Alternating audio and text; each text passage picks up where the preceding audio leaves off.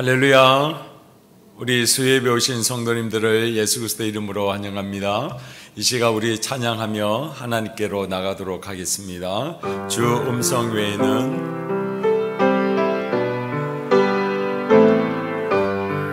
찬양 드리며 나갑니다.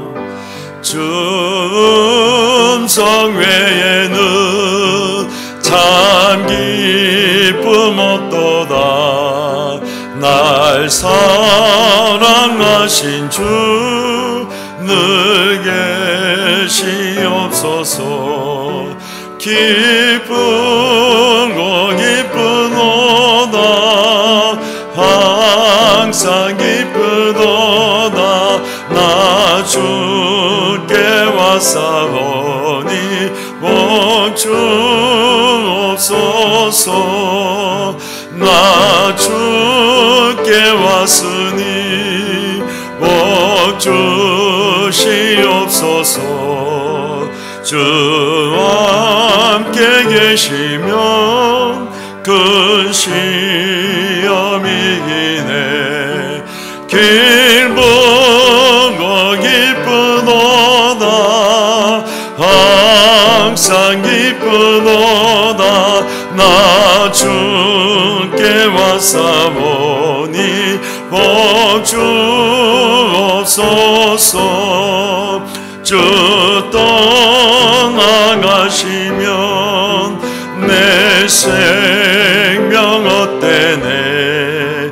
슬프나 슬플 때 늘 계시옵소서. 기쁘고 기쁘도다. 항상 기쁘도다. 나 주께 왔사오니 복 주옵소서.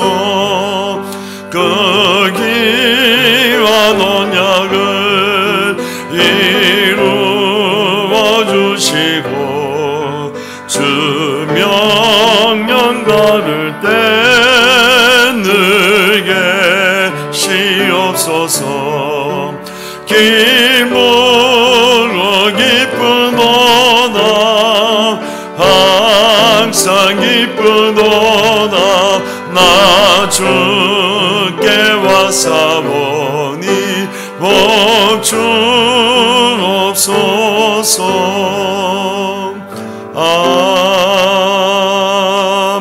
아멘. 다같이 신앙 고백하겠습니다. 전능하사 천지를 만드신 하나님 아버지를 내가 믿사오며 그 외아들 우리 주 예수 그리스도를 믿사오니 이는 성령으로 잉태하사 동정녀 마리아에게 나시고 본디오 빌라도에게 고난을 받으사 십자가에 못 박혀 죽으시고 장사한 지 사흘 만에 죽은 자 가운데서 다시 살아나시며 하늘에 오르사 전능하신 하나님 우편에 앉아 계시다가 저리로서 산 자와 죽은 자를 심판하러 오시리라. 성령을 믿사오며 거룩한 공예와 성도가 서로 교통하는 것과 죄를 사하여 주시는 것과 몸이 다시 사는 것과 영원히 사는 것을 믿사옵나이다. 아멘. 찬송가 370장입니다.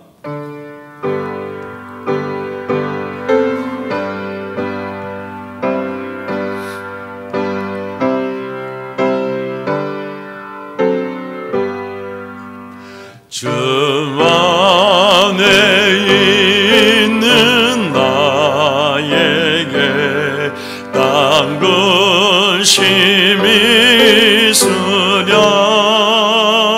십자가 밑에 나가 내 짐을 풀었네. 주님을 찬송하면서 할렐루야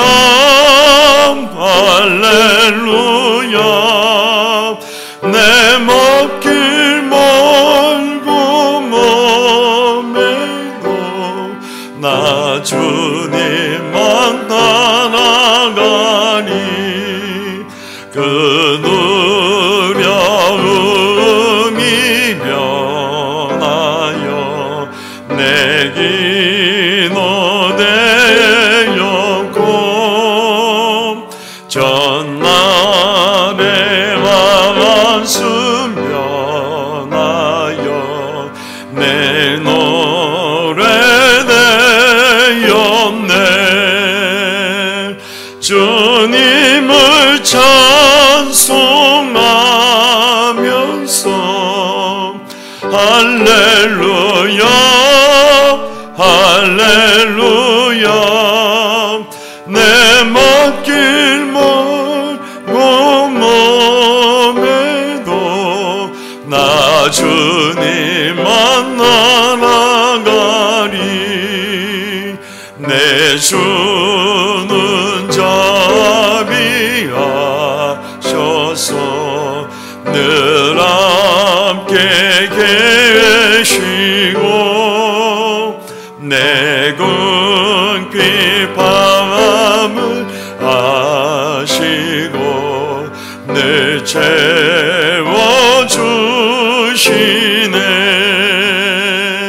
주님을 찬송하면서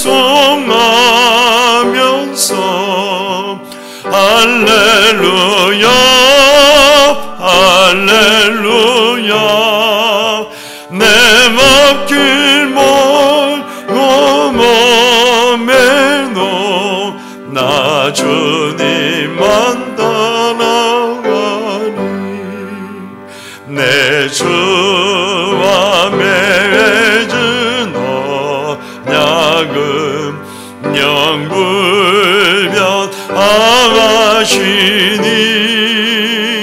그 나라가 가기까지는 늘 보호하시네. 주님을 찬송하면서 할렐루야 할렐루야 내 맡길 멀고 몸에도 나 주님만 따라가니. 이 시간 우리를 대표해서 서덕님 권사님 기도해 주시겠습니다. 거룩하시고 사랑이 많으신 하나님 아버지 감사합니다. 이 저녁에 우리들을 불러주시고 예배 드릴 수 있게 하여 주시니 감사합나이다. 하나님과 원수 되었던 우리들을 예수님 이름으로 공로를 화목하게 하시고 우리들이 사랑하여 주신 은혜 너무나도 감사드리옵나이다. 지난해도 돌이켜보며 코로나를 인하여 언제나 마음이 졸리며 염려한 가운데에 살아왔으나 이제 가까운 주님께서 지켜주심을 감사합나이다. 이럴 때 이럴수록 더욱더 주님께 더 가까이 갈 수 있게 믿음 주시옵소서. 하루속히 회복되게 인도하여 주시옵소서. 우리들의 기도대로 살지 못하고 진실치 못한 죄를 고백합니다. 우리들을 긍휼히 여겨 주시옵소서. 새해에는 우리 교회가 더욱더 부흥하게 하시고 하나님께 믿음 중심으로 살아가는 우리들이 다 됨 하시고 가정과 직장과 사업 위에 함께하여 주시옵소서. 오늘 저녁에 이 예배에 함께하여 주시옵소서. 우리 목사님 늘 강건하게 하여 주시고 항상 가정에 평안을 주시옵소서. 이 시간에도 하나님께 영광 돌리며 예배 드리며 아버지께 거룩하신 예수님 이름으로 기도드리옵나이다. 아멘.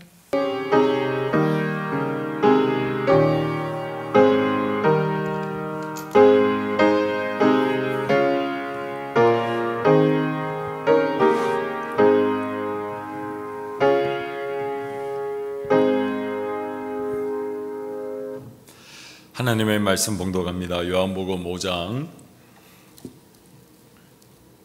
26절부터 29절까지 말씀입니다. 요한복음 5장 26절부터 29절까지 제가 대신해서 봉독하도록 하겠습니다. 아버지께서 자기 속에 생명이 있음같이 아들에게도 생명을 주어 그 속에 있게 하셨고 또 인자됨으로 말미암아 심판하는 권한을 주셨느니라. 이를 놀랍게 여기지 말라. 무덤 속에 있는 자가 다 그의 음성을 들을 때가 오나니 선한 일을 행하는 자는 생명의 부활로 악한 일을 행하는 자는 심판의 부활로 나오리라. 아멘. 수예배에 나오신 우리 성도님들을 예수 그리스도의 이름으로 축복하고 또 환영합니다. 2020년도가 한 해가 지나고 또 2021년도가 시작되어졌고 그런 가운데에 또 첫 수요 예배를 하나님께 드릴 수 있게 되어짐을 감사와 영광을 돌려드립니다.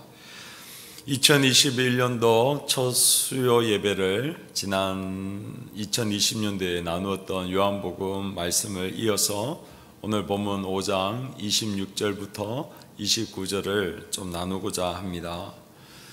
사랑하는 성도님들, 사랑이 무엇일까요? 우리가 사랑에 대해서 참 사람들은 다양하게 이야기합니다. 나를 좋아해 주는 거, 또 나를 또 배려해서 내 생각을 존중해 주는 거, 내가 원하는 것을 할 수 있도록 도와주는 거, 나의 감정을 상하지 않게 하고 그리고 내 감정을 또한 존중해 주는 거, 기타 사랑에 대해서 이렇다 저렇다라고 우리는 얘기하는 것을 많이 듣게 되어집니다. 그러나 사랑은 때로는 우리의 생각과 뜻과 감정을 상하게 하고 마음을 어렵게 할 때도 있다는 것을 우리는 기억해야 합니다. 옛날에 제가 병원에 예방주사를 맞으려고 한 그 병원을 방문하였습니다. 그런데 이제 순서를 기다리고 있는데 한 환자가 의사선생님한테 아주 혼나는 모습을 목격하였습니다. 그 선생님이 그 환자를 향하여 당신은 일하다 죽어. 당신 죽고 싶어? 아직도 정신 안 차릴 거야 라고 하면서 굉장히 화를 내면서 그 환자를 뭐라 하는 것을 제가 그 자리에 있었습니다. 제가 좀 충격을 받았습니다. 우리가 보통 의사 선생님이 환자를 향하여 누구 선생님 이렇게 얘기를 하는데 그 환자분을 향하여서는 선생님이라는 단어도 안 쓰고 당신이라고 하는 단어를 빗두르해서 얼마나 그 환자에 대해서 뭐라 하는지, 그 환자를 향한 배려 그리고 존중, 그리고 그 사람이 원하는 거랑 전혀 관계없이 오직 그 환자를 향하여 당신 일하다 죽어, 당신 일하다가 모든 것이 끝나 정신 안 차릴 거야 라고 하면서 그 환자를 나무라는 것을 보았습니다. 아마 그 환자분께서 그 병원에 이제 오래전부터 다녔고 의사 선생님이 계속해서 그 환자를 향하여 여러 가지 이렇게 몸이 안 좋으니까 이렇게 하고 저렇게 하고 그래서 관리를 잘 해야 됩니다 라는 이야기를 했는데 그 환자분께서 그 말을 듣지 않았던 것 같습니다. 그러니까 보다 못해 그 의사 선생님께서 환자를 향하여 그렇게 선포하고 그렇게 뭐라 하고 정신 차리라고 그렇게 고함을 쳤던 것 같습니다. 만약에 우리가 사랑을 단지 나를 좋아해 주는 거, 그리고 내가 원하는 것을 주는 거, 내 생각대로 되어지도록 나를 배려하는 거, 나의 감정을 상하지 않도록 나를 존중해 주는 것이다 라고 정의를 한다고 하면 그 의사 선생님이 그 환자에게 얘기했던 그 이야기들, 그리고 나무라고 막 뭐라 했던 그것은 사랑하고는 전혀 관계없는 것일 수도 있습니다. 그러나 우리는 잘 알고 있습니다.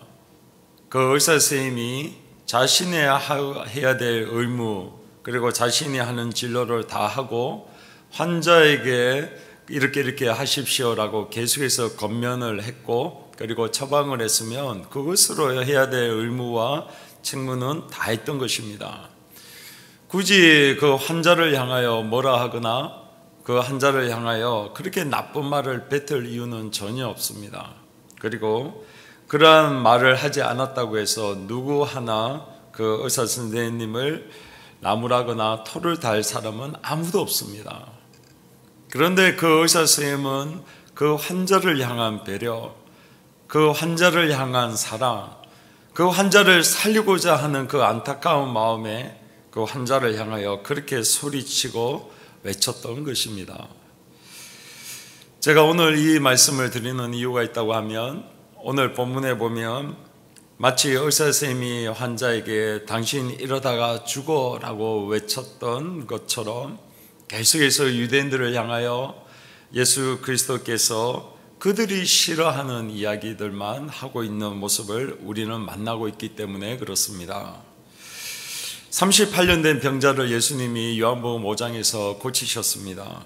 그리고 그 병을 고치자마자 일어나서 내 자리를 들고 가라라고 명령을 합니다.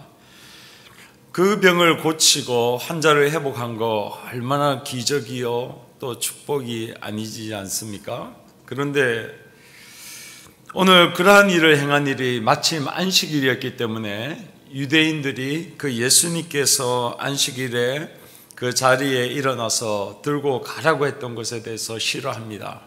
그래서 16절에 보면 유대인들이 예수님을 박해했다라고 성경은 말씀하고 있습니다.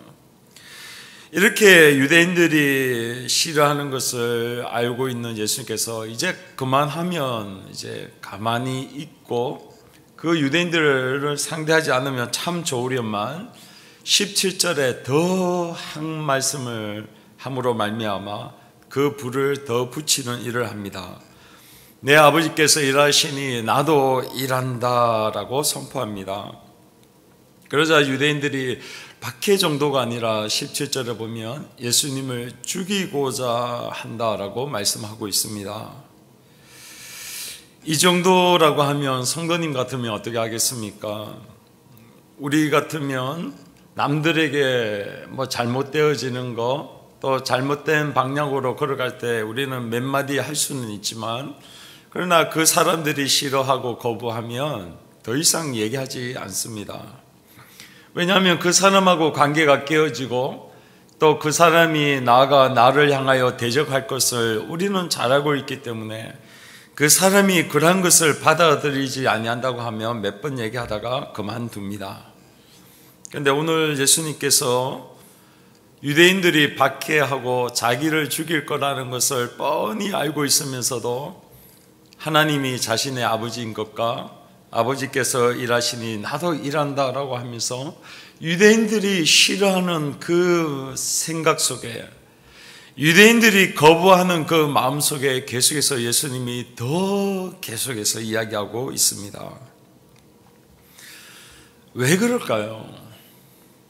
그것은 서두에도 제가 말씀드렸던 것 같이 이 유대인들을 향한 사랑이 아니고서는 결코 이 일을 행할 수가 없습니다. 요한복음 5장 19절부터 29절까지에 예수님께서는 왜 자신이 하나님의 아들인지 그리고 왜 자기가 나아가서 하나님이신지를 계속해서 반복적으로 이야기를 하고 있습니다.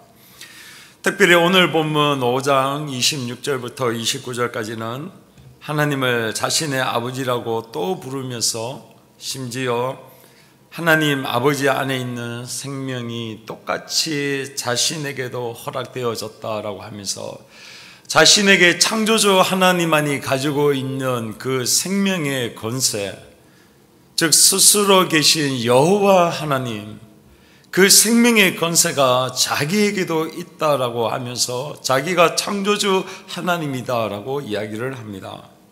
나아가서 27절부터는 심판이 동일하게 자기에게도 있고 그리고 그 심판의 권세를 자기가 사용할 것에 대해서 유대인들에게 선포합니다.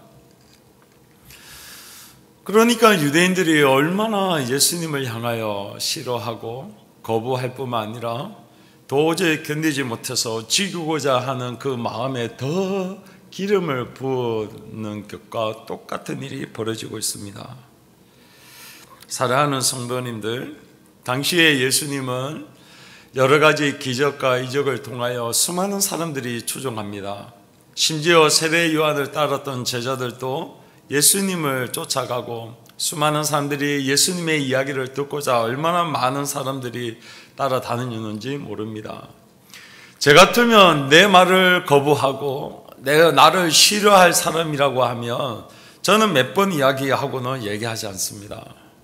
아무리 제가 목사이고 영혼을 올바른 곳으로 인도해야 되지만, 그러나 사람에게는 수준이 있고 그 사람이 받아들일 준비가 되어 있지 아니하면 그래도 몇 번 기도하고 그리고 이야기하고 난 다음에는 더 이상 얘기하는 것이 쉽지가 않습니다.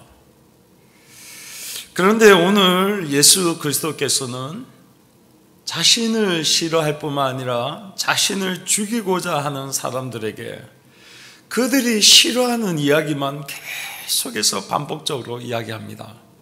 하나님이 자신의 아버지인 것과 그리고 하나님에게만 있는 생명과 그리고 심판의 권세가 자기에게도 주어져 있다라는 것을 이 유대인들에게 선포하고 있습니다.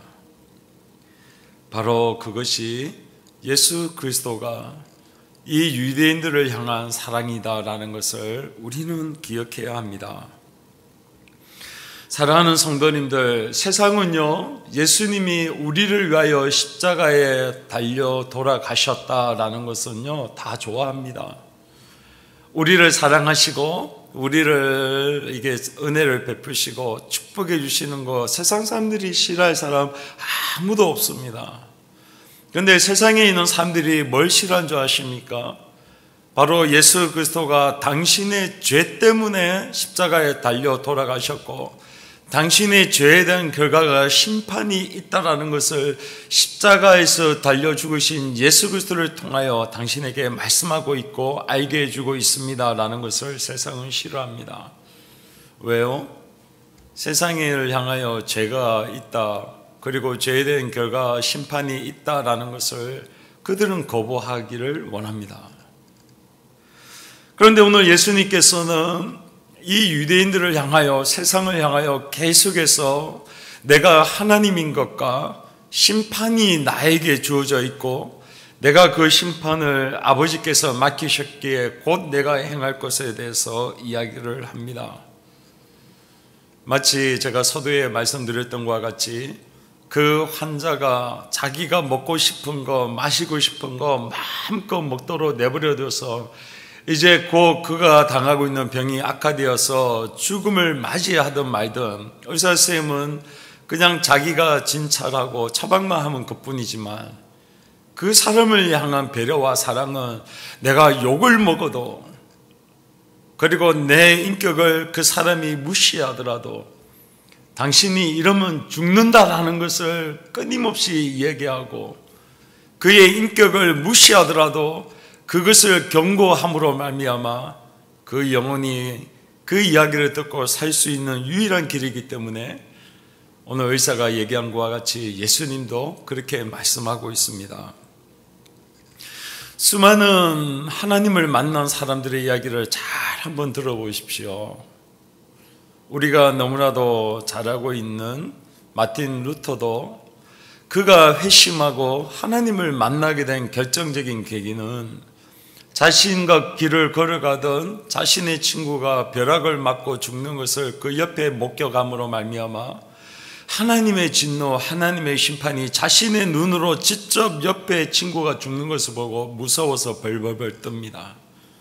그러면서 자기 속에 구원이 없다는 사실을 알게 되어지고 그래서 끊임없이 하나님을 찾고 찾다가 드디어 로마서에서 의인은 믿음으로 말미암아 살리라라고 하는 그 하나님의 은혜와 구원을 경험하게 되었습니다. 지금도 마찬가지입니다. 저번에 제가 말씀드렸던 것과 같이 울산대 법학과 교수였던 이정훈 교수님, 진보에 있어서 가장 그 모든 전략을 짰던 핵심 리더였던 이정훈 교수님이 예수님을 만나고 회심하게 된 결정적인 계기가 뭐냐? 교회에서 이야기하고 있는 수많은 이야기가 자기가 보기에는 너무나도 우습대요. 너무나 가짜대요.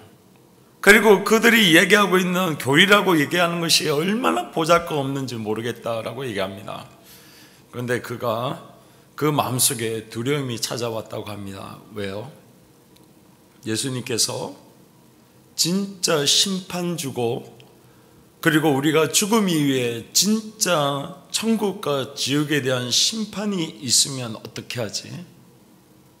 그리고 죄인은 지옥에 간다고 하는데 내가 진짜 지옥에 가면 어떻게 하지? 이게 자기의 가슴 속에 계속해서 울림이 있었다고 합니다. 처음에는 그것을 거부했다고 하죠. 근데 거부하면 거부할수록 자기 속에 그 심판의 의미가 점점 다가오므로 말미암아 도저히 거부할 수 없어서 결국에는 그 예수 그리스도를 찾게 되어지고 회심하고 구원에 이르러서 지금은 진보 세력들이 가장 싫어하는 그러한 사람이 되었다라고 우리는 잘 알고 있습니다. 사랑하는 성도님들, 이것이 바로 구원에 이르는 하나님의 사람들에게 나타나는 공통된 특징입니다. 십자가에서 우리를 위하여 죽으심으로 사랑을 베푸는 것은 누구나 다 좋아하지만 그러나 우리의 죄에 대한 결과인 심판이 있다. 그리고 그 심판의 결과로 영원한 지옥불에 우리는 갈 수밖에 없다라고 하는 그 사실이 정말 우리의 가슴 가운데 다가오는 그 영혼들에게는 오늘 예수 그리스도의 그 구원과 은혜를 찾을 수밖에 없는 그 은혜의 길로, 구원의 길로 가게 되어진다라는 것입니다. 그래서 예수님께서 이 자신을 박해하고 죽이려고 하는 유대인들에게 계속해서 이야기합니다. 20절에도 22절에도 보면 아버지께서 아무도 심판하지 아니하고 그 심판을 다 아들에게 맡기셨다라고 하면서 심판을 얘기합니다. 어떤 사람에게요? 자기를 죽이려고 하는 자에게 심판을 얘기합니다. 또 오늘 읽었던 본문 가운데서도 27절 또 인자됨으로 말미암아 심판하는 권세를 주셨고 그리고 이는 놀랍게 여기지 말고 무덤 속에 있는 자들 다 검성을 들을 때가 오고 선한 일을 행한 자는 생명의 부활로 악한 일을 행한 자는 심판의 부활로 나오리라 라고 하면서 심판에 대한 경고를 자기를 죽이려고 하는 자들에게 그대로 선포합니다. 이것은 자신의 목숨을 걸고 그 유대인들에게 베푸고자 하는 사랑의 결과입니다. 오늘 신문 일간지에 보니까 지금 우리나라 경제에 대해서 경고하는 뉴스를 제가 보았습니다. 지금 현재 우리나라가 4,900조에 해당하는 빚이 있고 이 빚이 시한폭탄이고 한국은행 총재가 한국 경제에 대한 심각한 경고를 하고 있는 것이 오늘 아침 일간지 신문에 나와 있습니다. 1997년도 우리 IMF 경제위기 잘 아시죠?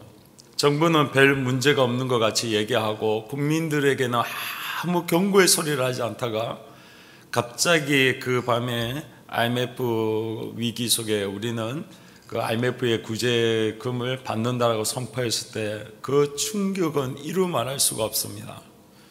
그로 말미암아 많은 기업들이 도산하고 많은 개인들이 죽음에 도달하게 되었다는 것, 우리는 불과 20년 전에 경험했던 사실입니다.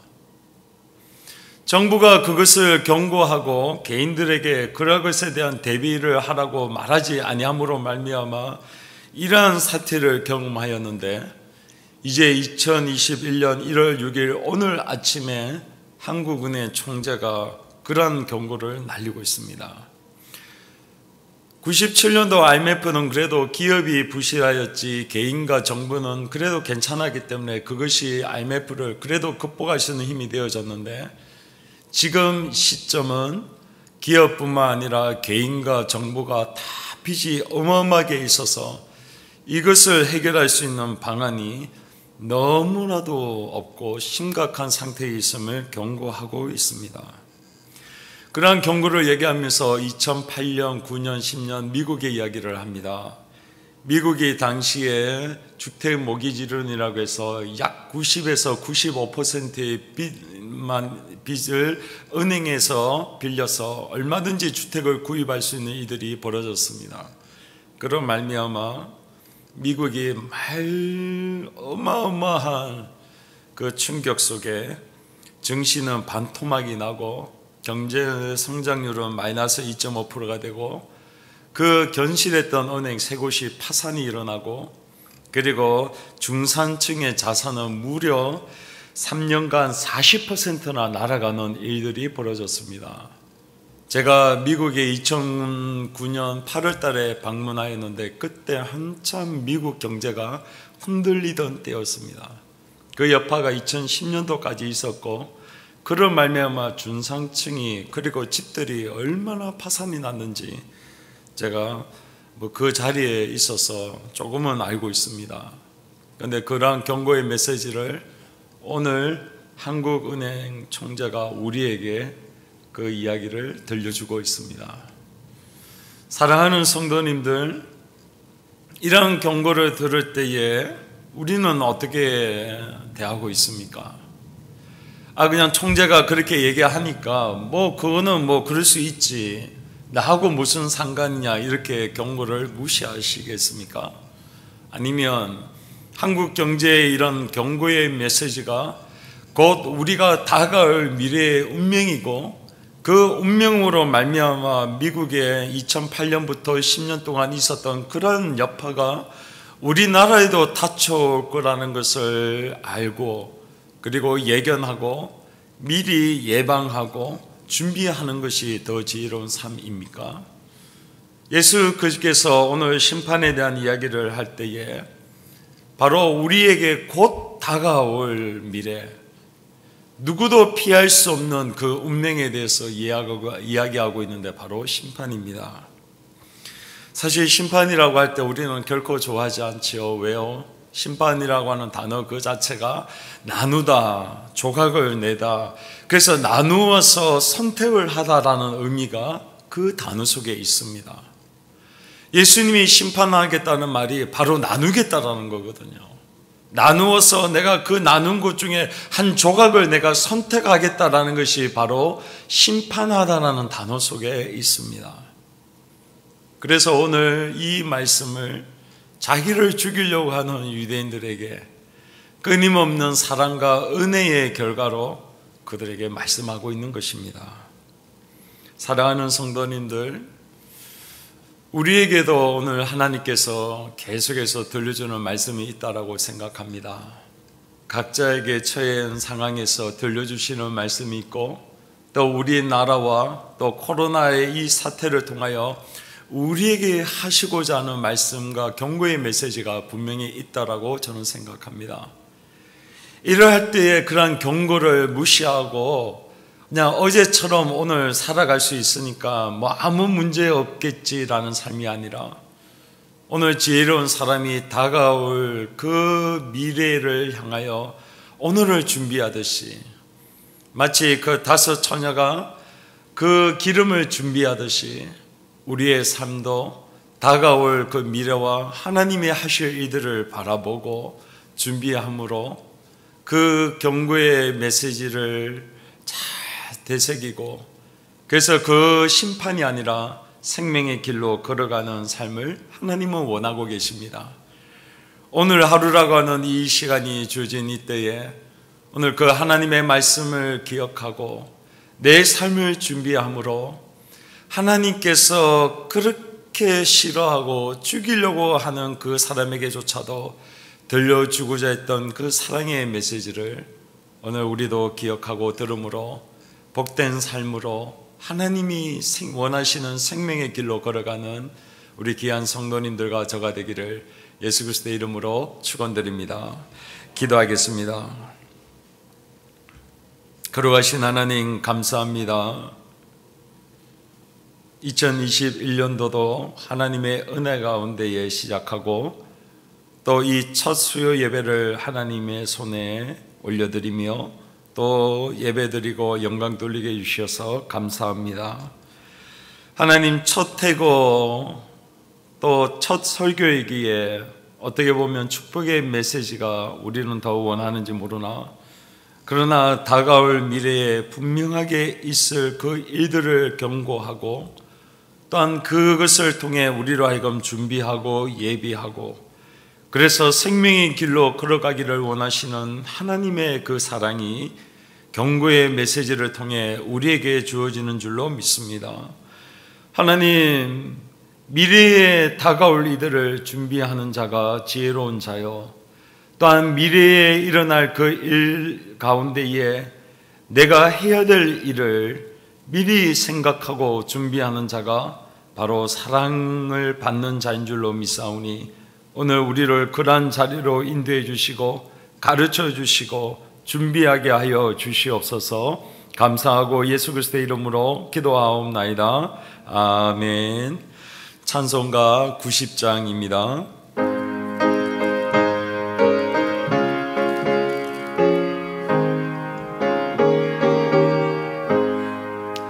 주 예수 내가 말기 전 날 먼저 사랑했네. 진 사랑 나타나 내 영혼 거듭나네. 주 내 맘에 늘 계시고 나 주의 안에 있어. 저 보도 비유 같으니 참 좋은 나의 친구. 내 친구 되신 예수님 날 구원하시려고 그 귀한 몸을 버리사 내 죄를 대속했네. 나 주님을 늘 믿으며 그 손을 의지하고 내 몸과 마음을 바쳐서 끝까지 충성하리. 내 진실하신 친구여 그 눈에 내려주사 날 항상 보호하시고 내 방패 내어서서 그 풍성한 참 사랑을 네 능히 끊을 소냐. 날 구원하신 예수는 참 좋은 나의 친구. 아멘. 주님 가르쳐 주신 기도로 수예배를 마치도록 하겠습니다. 하늘에 계신 우리 아버지여, 이름이 그렇게 여김을 받으시오며 나라에 임하오시며 뜻이 하늘에서 이룬 것 같이 땅에서도 이루어지이다. 오늘날 우리에게 이러한 양식을 주옵시고 우리가 우리를 사하여 준 것 같이 우리 죄를 사하여 주옵시고 우리를 시험에 들게 하지 마옵시고 다만 악에서 구하옵소서. 대개 나라와 권세와 영광이 아버지께 영원히 있사옵나이다. 아멘.